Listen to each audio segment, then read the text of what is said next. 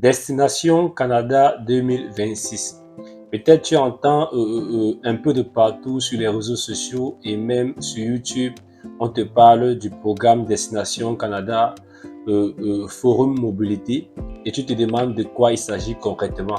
Peut-être même tu as eu à regarder plusieurs vidéos sur YouTube et malheureusement tu n'as pas eu des réponses fiables à tes préoccupations. Dans cette vidéo, je vais t'expliquer de manière concrète de quoi il s'agit. Je vais aller même plus loin, je vais te permettre de t'inscrire en évitant 90% des erreurs que font les internautes. Tu verras également ce que ce n'est pas ce programme parce que parfois certains te diront c'est un programme, certains te diront c'est un recrutement, certains te diront même que c'est tout simplement une possibilité d'avoir rapidement le visa pour le Canada. Donc reste bien ce côté dans cette vidéo car tu dois apprendre tout concernant ce programme. Alors, c'est quoi concrètement ce programme ou ce forum? Donc, Destination Canada, c'est tout simplement un programme qui est organisé par le gouvernement du Canada pour mettre en relation les candidats francophones ou bilingues avec les recruteurs canadiens ou encore des organismes au Canada. Donc, si on veut dire concrètement, c'est un réseautage. Donc, ce programme a publicité, c'est un réseautage de candidats francophones avec les employeurs au niveau du Canada, les employeurs et les organismes. Donc, le but de ce programme, c'est tout simplement de mettre en relation avec ces organismes ou ces employeurs pour te permettre tout simplement de te donner des outils fiables qui t'aideront à aller vivre et travailler au Canada. Donc voilà tout simplement le but de ce programme. Ok, qu'est-ce que ce n'est pas? Parce qu'il faut savoir, parce que le plus souvent tu dois voir, plusieurs vont utiliser donc ce programme ou ce forum pour pouvoir t'arnaquer.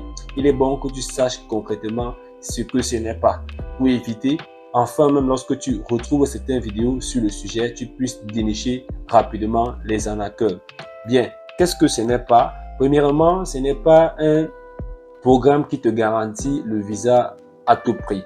Donc, il faudrait que tu comprennes déjà. Je t'ai bien dit que c'était un forum de réseautage. Ça veut dire que lorsque tu assistes à cela, ça ne veut pas dire qu'obligatoirement tu auras ton visa. Non, non, non. Donc, si quelqu'un t'approche en te précisant que automatiquement tu auras le visa via ce programme, il faut tout simplement fuir cette personne. Autre information que ce n'est pas un programme qui te garantit un emploi. Oui, donc comme je te dis, c'est pas, bien sûr, tu auras des recruteurs en fonction de ton profil, tu pourras passer des entretiens et pourquoi pas être recruté, mais ça ne te garantit pas un emploi. Donc également, si peut-être des consultants ou je sais pas, des faux consultants en immigration, ils peuvent t'approcher et te dire c'est le programme idéal pour te permettre d'avoir un travail au Canada, tu auras le travail garanti, il faudra peut-être payer telle somme. Il faut directement fuir ce type de personnes car ce sont des arnaqueurs. Ce n'est pas également quoi? Ce n'est pas un recrutement pour le Québec. Ce programme exclut le Québec. Donc c'est un programme que le gouvernement a mis sur pied. Comme tu peux bien comprendre, ça concerne les autres provinces et non le Québec. Donc on peut dire la stratégie du gouvernement, c'est pour essayer d'améliorer le niveau de langue, le niveau d'utilisation de la langue française au niveau du Canada. Et tu sais bien que le Québec, c'est la province francophone au Canada. Donc cette province est exclue de ce programme Destination Canada. Bien, maintenant nous allons passer donc aux dates officielles. Donc il faut retenir cette date parce que après cette date, donc le programme sera fermé. Il faudra attendre peut-être une nouvelle session ou encore peut-être une section qui peut venir jusqu'à l'année prochaine. Donc je t'invite à marquer cette date et à rapidement voir comment te positionner, choisir la date qui te convient pour te positionner. La première date, c'est en ligne. Donc ça veut dire si tu es n'importe où, que tu sois au Cameroun, que tu sois au Togo, que tu sois en France, que tu sois en Belgique, n'importe où dans le globe, tu pourras tout simplement assister via cette date, donc, parce que c'est en ligne. Donc c'est de 2 au 4. Ça veut dire il y a une séance le 2, une autre séance le 3 et une autre séance le 4. Donc si par exemple tu souhaites, vu ton emploi du temps qui est chargé, tu peux tout simplement donc t'inscrire pour le forum qui est en ligne. Donc, n'importe où tu te trouves, tu peux assister sans souci parce que tu as besoin juste d'avoir un téléphone pour simplement un ordinateur avec une connexion Internet. Bien, autre date qui est également nécessaire, c'est le cas de Tunis. Et là, maintenant, c'est en présentiel. Ça veut dire c'est le 9 et le 11. Donc, c'est le 9, le 10 et le 11. Donc, si tu es peut-être à Tunis, en Algérie, je veux dire en Tunisie, tu pourras tout simplement donc aller de façon étant en présentiel, tu pourras donc rencontrer les recruteurs, tu pourras donc créer un réseautage autour de ce forum et pourquoi pas obtenir peut-être ton travail pour le Canada. Donc, je t'invite vraiment, si tu es au niveau de Tunisie, de te rapprocher. Pourquoi pas? Tu n'as pas besoin de t'inscrire sur plusieurs dates. Tu as besoin d'une seule date, c'est suffisant. Et si tu es en Tunisie, comme je dis, au lieu de t'inscrire en ligne, je te conseille de t'inscrire sur place. De t'inscrire sur place parce que ça va te permettre vraiment de te frotter à la réalité. Ok, autre date qui est aussi importante, c'est la date de Paris. Donc, si tu es en France ou en Europe, tu peux également cibler cette date. Donc, c'est le 14 février. Tu pourras donc, en présentiel rencontrer donc, les recruteurs canadiens, les responsables des provinces, pourquoi pas de certains organismes liés peut-être aux équivalences des diplômes. Cela va te permettre de mieux comprendre en fonction de ton diplôme que tu as peut-être en France, que tu as peut-être en Belgique, quelle est sa valeur au niveau du Canada et quelles sont les opportunités que tu peux sauter dessus. Donc, je t'invite vraiment, comme je dis, si tu es en Allemagne, si tu es tout simplement en Belgique, si tu es en Roumanie, peu importe où tu te trouves en Europe, tu peux donc assister à ce programme le 14 février à Paris. Bien, nous allons passer donc tout simplement aux conditions clés. Parce qu'il faut savoir, tout le monde n'est pas accessible, il y a des conditions et c'est bien pour toi de connaître les conditions et éviter également les arnaques parce que si tu ne connais pas les conditions, plusieurs personnes pourront t'approcher et pourront tout simplement t'arnaquer parce que tu n'es pas informé. Ok, donc nous partons donc au niveau des conditions. Déjà, il faut savoir que c'est tout simplement quelque chose de gratuit, donc c'est pas payant. Tu n'as pas besoin de payer 1 centime, c'est gratuit, mais il faut comprendre qu'il y a les places sont limitées. Ça veut dire qu'il y a une date limite pour s'inscrire et également un quota. Ça veut dire que dès que c'est atteint, tu ne pourras pas t'inscrire. Donc, je t'invite rapidement, dès que tu suis cette vidéo, de tout faire pour t'inscrire parce que il peut arriver qu'au moment où tu regardes cette vidéo, peut-être les places seront déjà suffisantes et malheureusement, tu ne pourras plus avoir accès aux inscriptions. Donc, je t'invite à rapidement suivre et de pratiquer directement. Bien, autre information liée aux conditions, c'est qu'il y a des invitations. Ça veut dire, après avoir fini ton inscription, tu dois attendre d'être invité. Donc, il y a également des questions effectuées. Donc, dès que tu t'inscris en fonction des données que tu auras soumises, on pourra donc vérifier si tu corresponds au profil qu'on recherche, aux recruteurs qui seront de la partie. Et si malheureusement tes informations ne correspondent pas, tu n'aurais pas d'invitation. Mais si ça correspond, tu as rempli les choses normalement, tu as bien fait les choses. D'ailleurs, c'est pourquoi je te demande de regarder cette vidéo jusqu'à la fin, parce que je vais te montrer étape à étape comment t'inscrire sans toutefois faire les erreurs que la plupart font simplement lorsqu'ils s'inscrivent, ils n'essayent pas d'optimiser leur profil et par conséquent, ils ne sont pas simplement invités. Donc, je t'invite vraiment à regarder la vidéo jusqu'à la fin. Et d'ailleurs, si tu n'es pas encore abonné à la chaîne, merci de t'abonner afin de nous encourager de continuer à faire des vidéos de qualité dans la thématique, surtout ce qui concerne l'immigration au Canada, particulièrement le travail. Donc, comment obtenir un permis de travail, comment bien faire son CV, comment bien comment vérifier les offres, comment éviter les arnaques concernant l'immigration au Canada. Tout cela, tu as des vidéos sur ces sujets sur la chaîne. Je t'invite à aller regarder ces vidéos. Bien, donc si nous passons au niveau des inscriptions, je vais te montrer comment aller t'inscrire et comment faire les choses. Donc, nous allons rapidement aller au niveau du navigateur Google. Peu importe ton navigateur, je vais te montrer comment aller t'inscrire, aller sur la page officielle du gouvernement et t'inscrire de manière efficace. Allez, allons-y. Bien, donc dès que tu es sur ton navigateur, comme tu retrouves mon navigateur, ce que tu dois faire, tu dois aller taper tout simplement Destination Canada. Donc tu viens là, tu dois taper Destination. Tu vois, Destination Canada. Tout simplement, tu tapes Entrée. Et dès que tu tapes Entrée, donc tu tombes ici. Tu vois, tu as le premier lien là qui s'affiche, tu vois là, Canada.ch. Je t'invite à bien être vigilant, hein, parce que si tu n'es pas vigilant, tu risqueras tomber sur tout simplement sur un mauvais site. Tu vois, par exemple, ce site en bas n'est pas le site en question, donc si tu tombes ici, c'est pas le bon. Pareil comme celui-ci, tu vois, ce n'est pas le bon. Donc, je t'invite à regarder ça, c'est le site du Canada, du gouvernement, tu vois, ça finit par .ca. Là, tu vois bien la canada.ca. Donc, tu viens ici, tu cliques dessus et tu dois tout simplement te trouver à ce niveau.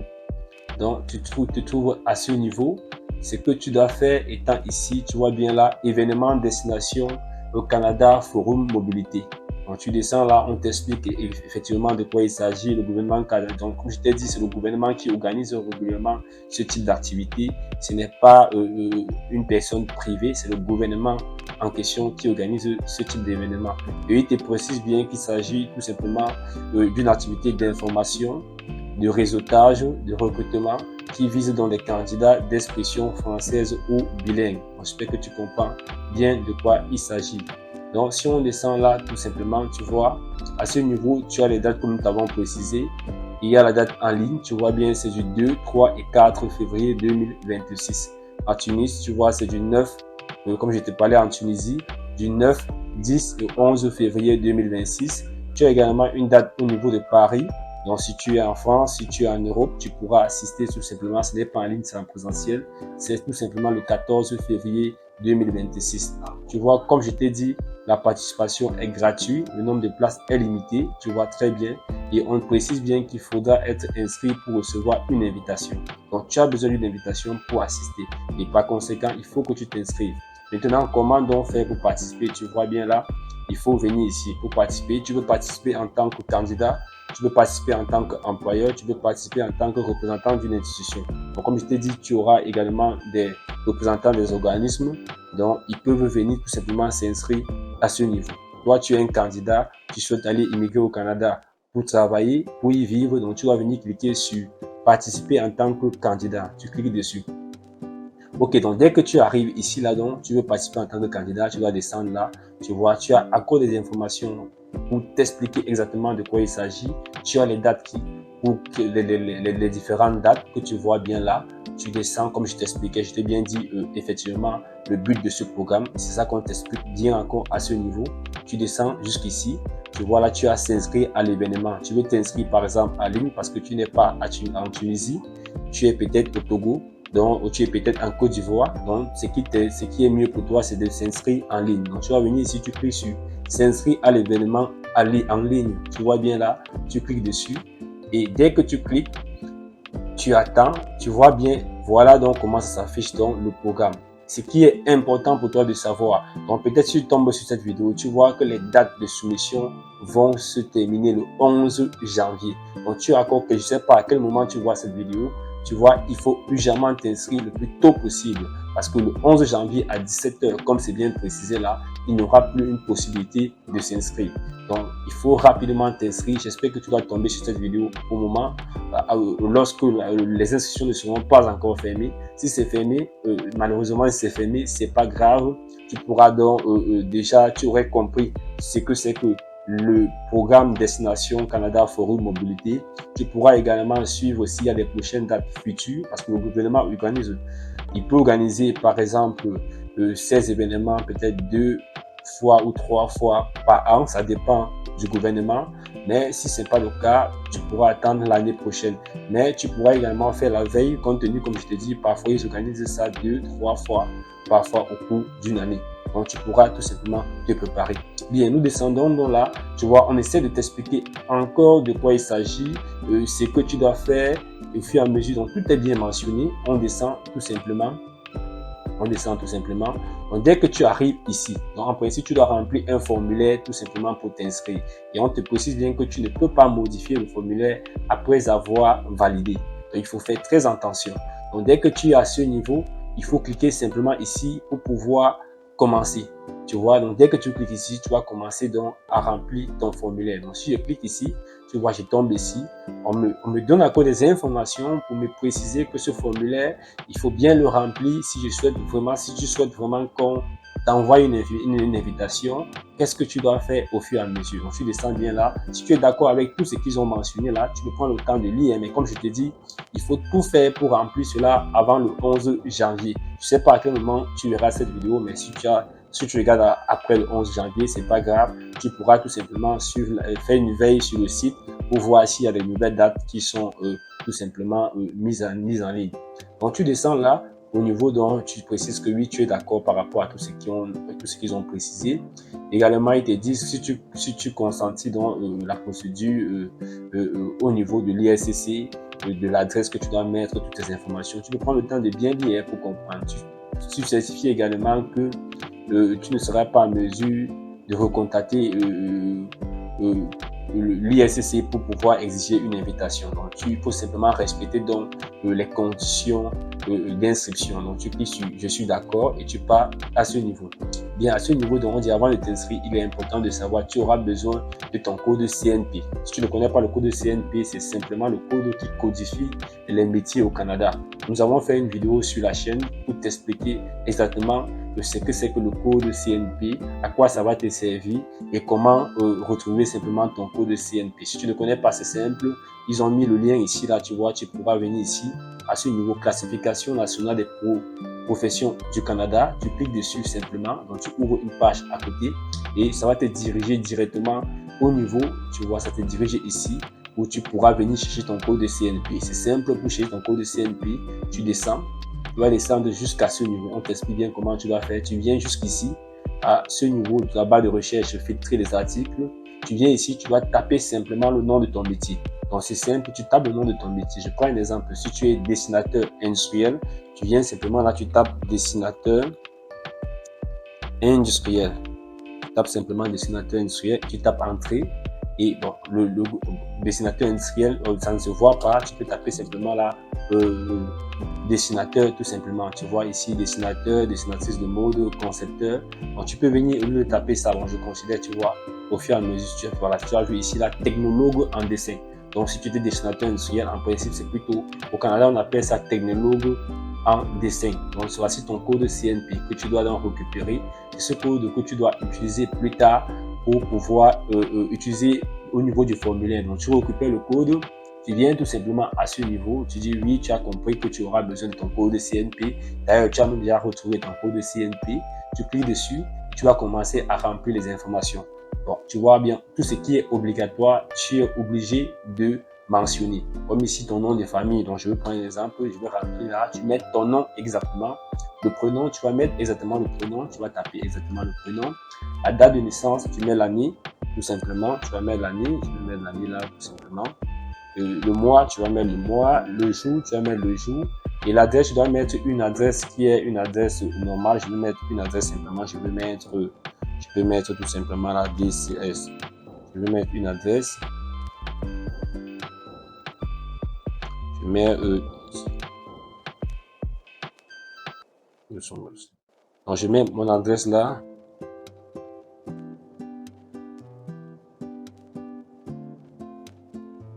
Ok, on me demande la langue que je préfère le français. Confirmer l'adresse, donc je vais mettre la même adresse que j'ai copiée là, tout simplement.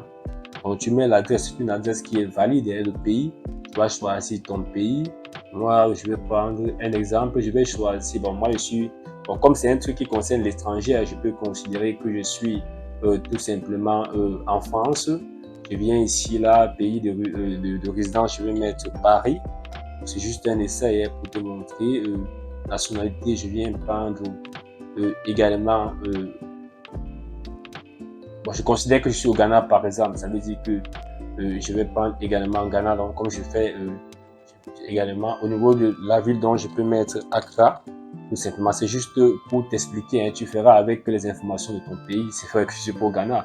Non, mais compte tenu que c'est à l'étranger, il faut donc faire. Tu ne peux pas être au Canada, tu précises que tu fais ça alors que tu n'es pas sur le territoire. Donc, en effet, tu descends, donc tu vas venir ici, là, tu vas mettre la date que tu sélectionnes entre les trois. Je vais sélectionner par exemple le 3 février. Je descends ici, on me demande de décrire brièvement dans mon projet d'immigration pour le Canada et quelles sont mes raisons. Tu vas essayer de vraiment essayer d'écrire quelque chose sans faute, je te conseille. Tu n'as pas besoin de faire quelque chose de long.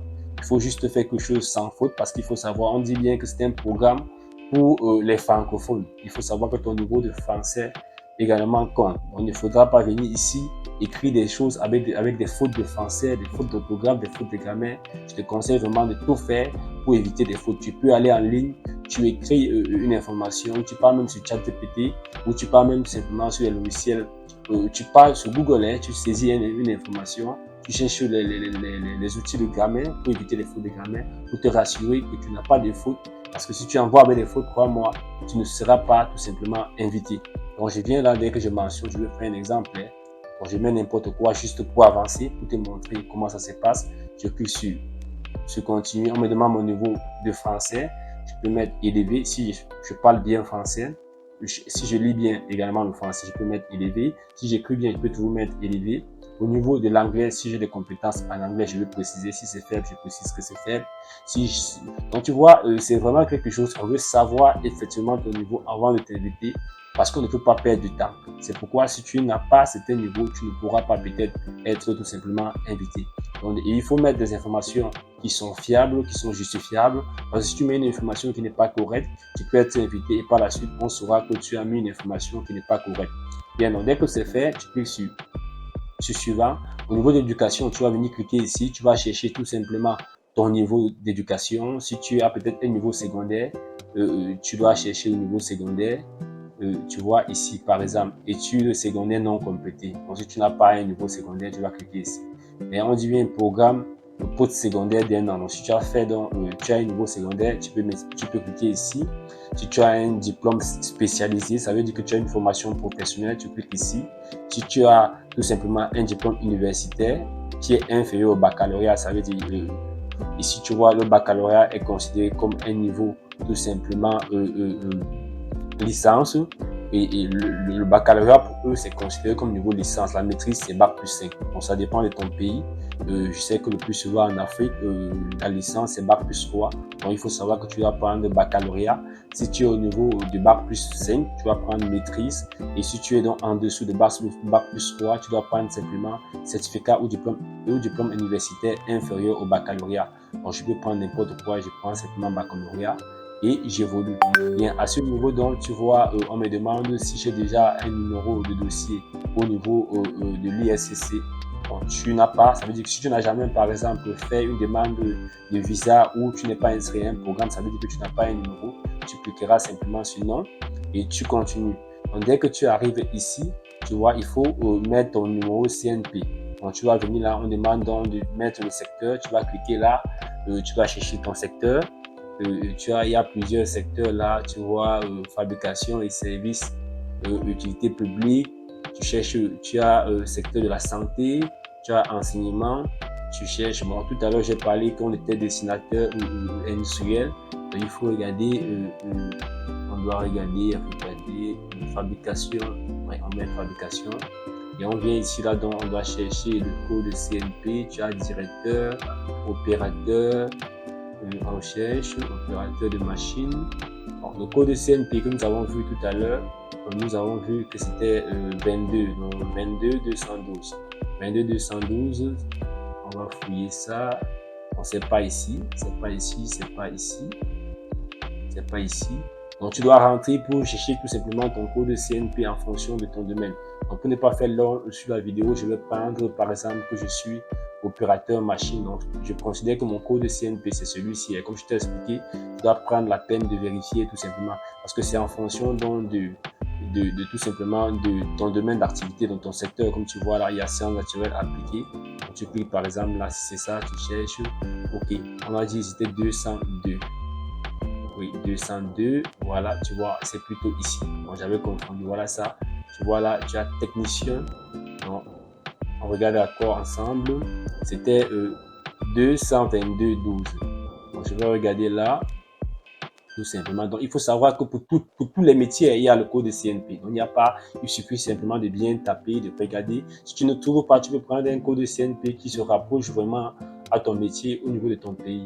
Tu vois, on a vu, tu vois, c'est ça ici, tu as vu, il y a designer industriel. Donc, si tu vois que c'est designer industriel qui correspond parfaitement à ton métier, tu peux prendre ceci. Si c'est plutôt technologue ou technicien en dessin, tu prends plutôt ceci. Ça dépend de toi. Donc moi, je pense que designer industriel, c'est plus mieux. Je prends plutôt designer industriel. Tu mets ton nombre d'années d'expérience. Si tu as plus de 5 ans, tu sélectionnes. Et si tu dois faire également, comme tu vois là, on dit une brève description de ton expérience professionnelle actuelle, donc la plus récente. Donc, si tu travailles, qu'est-ce que tu fais concrètement? Donc, tu expliques, je suis dessinateur, tu expliques donc ton expérience la plus récente, c'est ça que tu essaies d'apporter quelques éléments dessus pour expliquer qu'effectivement, voilà, pour expliquer ce que tu fais, exactement pour permettre que tu puisses être convaincant. Et une fois de plus, il ne faut pas faire des fautes à ce niveau. Comme je t'ai dit, on veut des francophones, on veut vérifier ton niveau de langue, il faudra vraiment écrire quelque chose de conséquent. Donc dès que c'est fait, tu cliques simplement sur soumettre et à ce niveau, donc tu vas revérifier, comme tu vois là, tu vas revérifier, vérifier, tu vérifies. Si tout est OK, tout est bien vérifié, tu viens seulement cliquer sur soumettre. Donc, tu cliques simplement sur soumettre, comme ceci, et automatiquement, comme j'ai cliqué sur soumettre là, tu vas attendre. Tout simplement, tu vois là, on dit que votre formulaire a été soumis. Donc, tu vois, tu vas attendre, on va vérifier. Donc, ce n'est pas qu'automatiquement tu auras l'invitation, non, ils vont vérifier. Parce que tu as vu, par exemple, ce que j'ai fait, c'était juste un test. On ne pourra pas m'envoyer l'invitation. Ils vont constater, bien sûr, que c'était pas une personne, c'était pas une vraie personne. Donc, par conséquent, ils ne pourront pas envoyer une invitation à cette inscription. Donc voilà, présenter l'ensemble des informations. Je pense que tu as bien suivi. Je pense que tu pourras bien t'inscrire sans toutefois faire des erreurs de débutant, sans toutefois faire peut-être décrire ta position avec des erreurs au niveau de français. Il faut vraiment mettre l'accent dessus, mettre des informations fiables, convaincantes, qui peuvent pousser vraiment quand t'envoie une invitation et pourquoi pas par la suite avoir tout simplement un entretien. J'espère que la vidéo t'a plu. N'hésite pas de t'abonner comme j'ai dit, de liker et de partager afin qu'elle puisse aider le maximum de personnes. Merci et à très bientôt.